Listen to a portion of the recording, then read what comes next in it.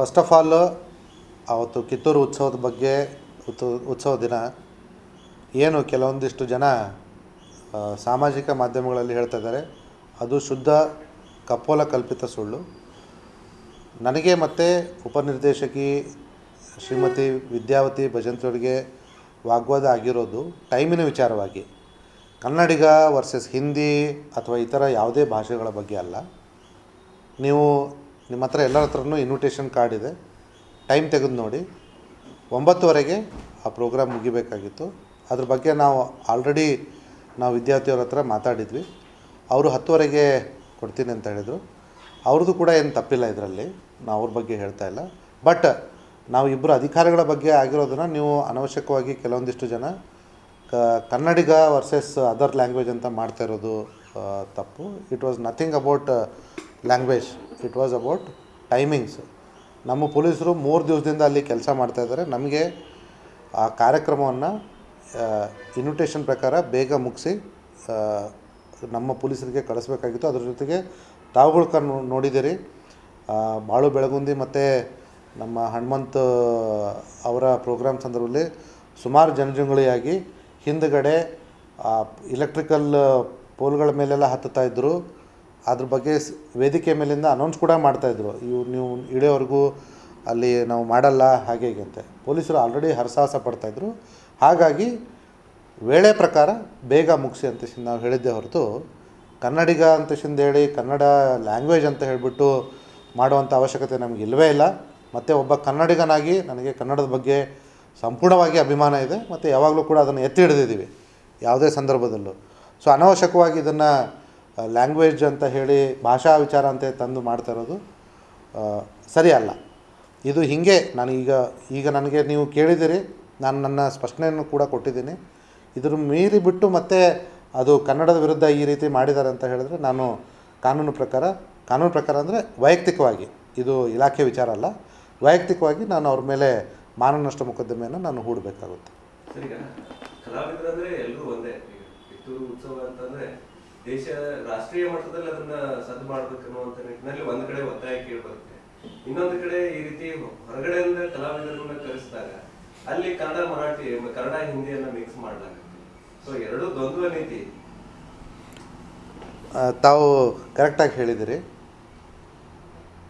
ನಾವು ಈ ದೇಶದಲ್ಲಿ ಈ ರಾಜ್ಯದಲ್ಲಿ ಒಂದು ಉತ್ಸವವನ್ನು ರಾಷ್ಟ್ರವ್ಯಾಪಿ ಮಾಡಬೇಕಂತಂದರೆ ನಮ್ಮ ರಾಜ್ಯದ ಭಾಷೆ ಸಂಸ್ಕೃತಿಯನ್ನು ಬೇರೆಯವ್ರಿಗೂ ಕಲಿಸ್ಬೇಕಾಗುತ್ತೆ.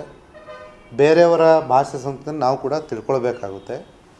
ಈಗ ಹೊರಗಡೆಯಿಂದ ಬಂದ ಗಾಯಕರಾಗಲಿ, ಈಗ ತಾವು ಅವ್ರು ಮಾತಾಡೋ ರೀತಿಯೂ ಕೂಡ ತಾವು ಕೇಳಿರ್ಬೋದು.